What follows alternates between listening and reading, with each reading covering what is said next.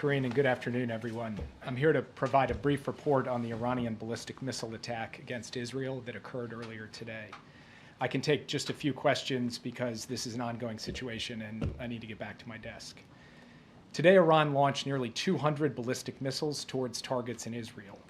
The United States military coordinated closely with the Israeli Defense Forces to help defend Israel against this attack. U.S. naval destroyers joined Israeli air defense units in firing interceptors to shoot down inbound missiles. President Biden and Vice President Harris monitored the attack and the response from the White House Situation Room, joined in person and remotely by their national security team. We are still working with the IDF and the authorities in Israel to assess the impact of the attack.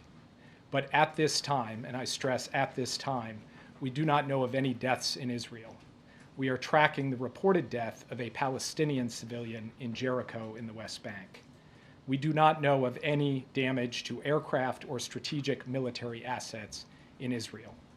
In short, based on what we know at this point, this attack appears to have been defeated and ineffective. This was first and foremost the result of the professionalism of the IDF, but in no small part because of the skilled work of the U.S. military and meticulous joint planning in anticipation of the attack. We are also aware of reports of a terrorist attack in Jaffa that took the lives of a number of Israeli civilians and wounded several others today. Our condolences go out to the families of the victims and to the family of the Palestinian civilian in Jericho. Obviously, my update here is based on early reports, and we reserve the right to amend and adjust as necessary as we gather more information. The word fog of war was invented for a situation like this. This is a fluid situation. We will consult with the Israelis on next steps in terms of the response and how to deal with what Iran has just done, and we will continue to monitor for further threats and attacks from Iran and its proxies. We are particularly focused on protecting U.S. service members in the region. And with that, I'll take just a few questions. Yeah. Thanks, Jake. Is the administration making any preparations to evacuate U.S. citizens from Lebanon or elsewhere in the region?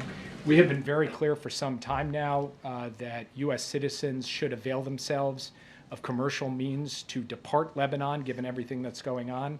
We have said that from this podium, from multiple podiums. We continue to say that, but we have not begun triggering a non-combatant emergency evacuation, a NEO, and do not have an intention to do so at this time. If that changes, we'll let you know. But we continue to reinforce the point.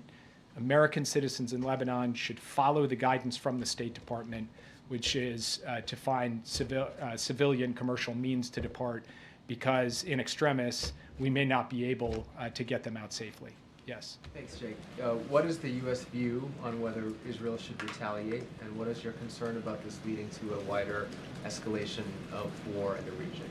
We've had some initial discussions with the Israelis in the aftermath of this at the military level and also at the White House to Prime Minister's office level. We'll continue those conversations in the hours ahead. I'm not going to prejudge or get ahead of anything. We want to have some deep consultations with the Israelis, and I'll have more to report to you after we get the opportunity for deeper discussions. And escalation in the region? Obviously, this is a significant escalation by Iran, a significant event, and it is equally significant that we were able to step up with Israel and create a situation in which no one was killed in this attack in Israel, so far as we know at this time. We are now going to look at what the appropriate next steps are to secure, first and foremost, American interests, and then to promote stability to the maximum extent possible as we go forward. Yeah. Back in April, the president's message to Israel was to take the win when the U.S. and Israel were able to intercept the barrage of Iranian missiles. Is he recommending a similarly limited response this time? I will not, from this podium, share the president's recommendations. He will have the opportunity to share them directly. We're going to have, as I said, ongoing consultations with the Israelis. It is too early for me to tell you anything publicly in terms of our assessment or in terms of what our expectations are of the Israelis or the advice that we will give them. So will he be speaking to Prime Minister Netanyahu today? I don't have anything to announce from this podium, but I can tell you that he is tracking this minute by minute. We are very much deeply in touch with the Israelis, and insofar as we have calls to read out, we'll make sure to read them out with you. Just last question, then I'll turn it over. Thank you, Jake. In April, after Iran struck Israel, the U.S. issued a number of sanctions as a consequence. this morning, the president said there would be severe consequences if Iran carried out this attack. What are those consequences, and are they more severe than sanctions? Totally legitimate question, and that answer will come based on the conversations and consultations we have with our Israeli counterparts. It's too soon for me to stand before you today and give you an answer. What I can tell you is this. We are proud of the actions that we've taken alongside Israel to protect and defend Israel. We have made clear that there will be consequences, severe consequences for this attack, and we will work with Israel to make that the case. Thank you very much. Thank you, Jake. Thank you, Jake. Okay, on to the rest of the programming here. This morning, President Biden was briefed by his Homeland Security Advisor, Liz Sherwood Randall, on the latest impacts of Hurricane Helene, and this afternoon he will receive an interagency briefing